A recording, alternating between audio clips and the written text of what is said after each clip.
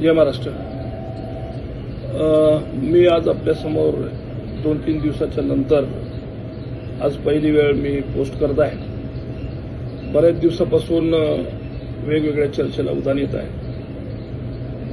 प्रथमतः तर मी तुम्हाला सगळ्याला सांगू इच्छितो की मी कोणावरही नाराज वगैरे होऊन गेलेलो नाहीये. उद्धव साहेबांवर तर मुळीच नाराज नाहीये. उद्धव साहेबांनी मला खूप प्रेम दिलं, त्याबद्दल दुमत नाहीये.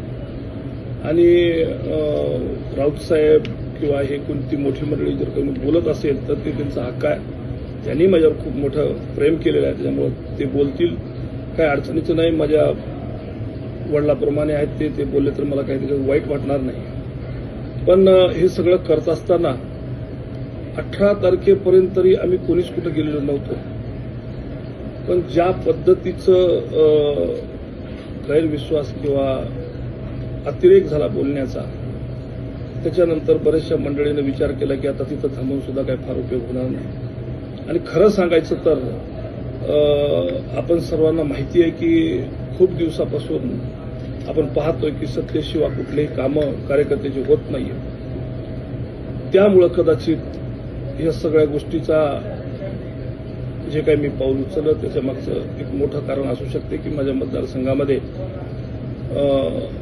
विकास कामे करावं लागतील. लोकांनी खूप मोठ्या आशेनं मला निवडून दिलेलं आहे आणि मला त्यांची कामं करणं कर्मप्राप्त आहे.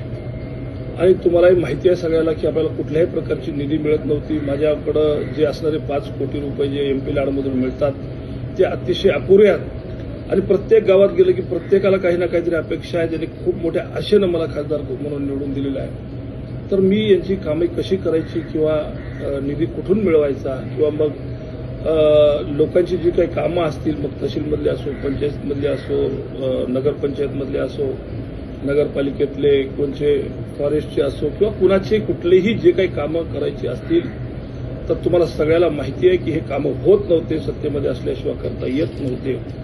त्यामुळं हे पाऊल उचललं असेल. कदाचित बऱ्याच जणांना पटलंही असेल, बऱ्याच जणांना पटलंही नसेल. पण मी जसं सांगत असतो की जनता जनार्दन आहे आणि मला माझ्यावर खूप त्या लोकांनी सगळ्यांनी प्रेम केलेलं आहे. मला खूप मोठ्या आशेने निवडून दिलेलं आहे. आणि मी त्यावेळेस कदाचित मी म्हणत होतो निवडणुकीच्या आधी की मी तुमच्या सालानं मला ठेवा आणि मी तुमचं साल नेकीनं पार पाडेन. मी 2 वर्षापासून प्रयत्न करतोय. सगळं निष्ठेनंच आपल्यासोबत आहे, पुढेही राहणार आहे. पण मला काम तुमचे जर करायचे असतील, जर निधी जर आणायचा असेल, आपल्याकडे विकास जर आणायचा असेल तर सत्तेत जाणं हे कर्मप्राप्त आहे. आणि त्यामुळं हे पाऊल मी उचललेलं आहे.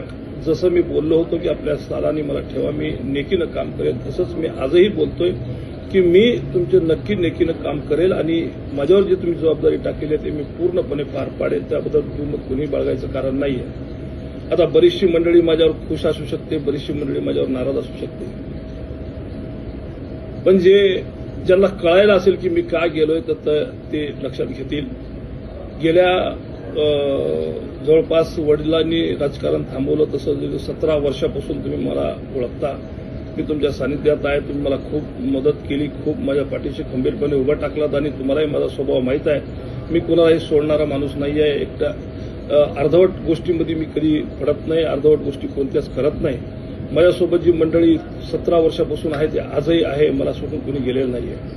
पण कामं होत नसल्यामुळे बरेचसे कार्यकर्ते नजीकच्या काळामध्ये पक्ष सोडून जाऊ लागले आणि कामं होत नसल्यामुळे माझाही म्हणजे पर्याय राहिला नव्हता माझ्याकडे.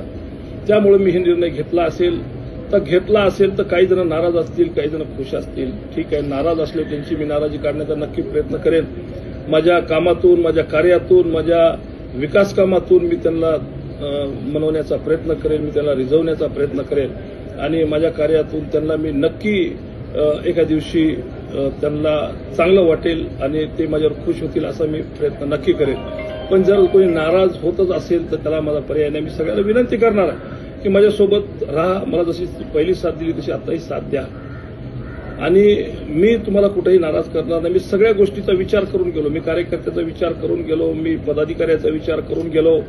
मी सगळ्यांना समान न्याय देण्याचा प्रयत्न करेन. मी सगळ्याला सोबत घेऊन चालण्याचा प्रयत्न करेन.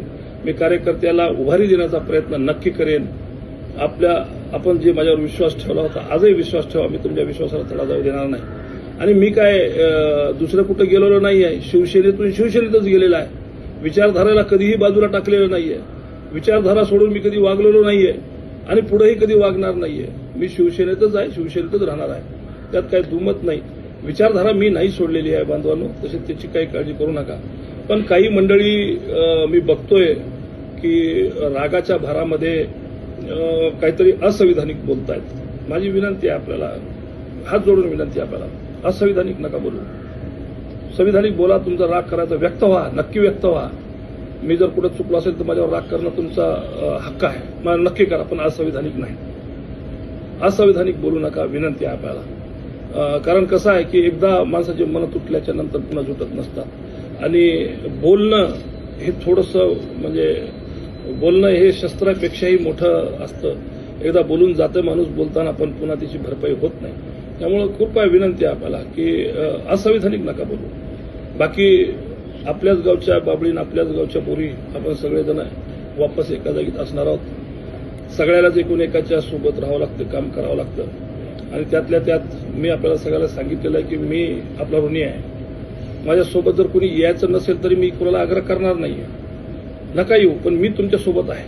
तुम्ही माझ्यासोबत जसं होतात तसं मीही तुमच्यासोबत आयुष्यभर राहीन. 3 वर्षासाठी नाही, मी आयुष्यभर तुमच्यासाठी राहीन. तुम्ही जरी मला काही माझ्यासोबत आले नसेल, मी तुमच्यासोबत नक्की राहीन. आणि त्याच्यासाठी काही कुठल्याही गोष्टीची शंका करण्याचं काही कारण नाही आहे. पण जसं जरी बोलणं आहे ते थोडंसं आपण टाळलं पाहिजे असं माझं मत आहे. बाकी कसं आहे की बरेच लोक वेगवेगळी भाषा करतायत. असं झालं तर तसं, तसं झालं तर तसं. राऊत साहेब आमचे काल परवा म्हणले की झोडून काढू, हे करू, ते करू. तर ठीक आहे, मोठे माणसं आहेत, माझ्या वडिलाप्रमाणे आहेत, त्यांना काही बोललं तरी चालते, त्यांनी म्हणू द्या, हरकत नाही. पण कसं आहे, झोडायला तोडायला कोणीच कोणाच्या ऊन कमी नसते. या सगळ्या गोष्टीचा विचार करूनच माणूस सगळ्या गोष्टी करत असतो. कदाचित न कळत कोण ना कोणतरी म्हणजे हे यांचं ऐकून असं जर काही करायचा प्रयत्न जरी झाला तर एखाद्या वेळेस सावध नसताना एखादा गोष्ट होऊ शकते. पण त्याच्यानंतरचे परिणाम तुम्हाला माहीत असतील की काय होऊ शकतात. त्यामुळे आपल्याला एकदा सगळ्यांना विनंती करतो की असं कुठलाही असंविधानिक पद्धतीनं वागू नका. बरं नाही राहणार आहे ते. बाकी सगळ्या माझ्या मित्राला, सगळ्या माझ्या कार्यकर्त्याला विनंती आहे की माझ्यासोबत यावं. मी आपली काळजी घ्यायला तत्पर आहे. हमेशा तुमच्यासोबत होतो, हमेशा तुमच्यासोबत राहील. त्याबद्दल कुठल्याही दुमत कोणी बाळगायची गरज नाही. जय महाराष्ट्र.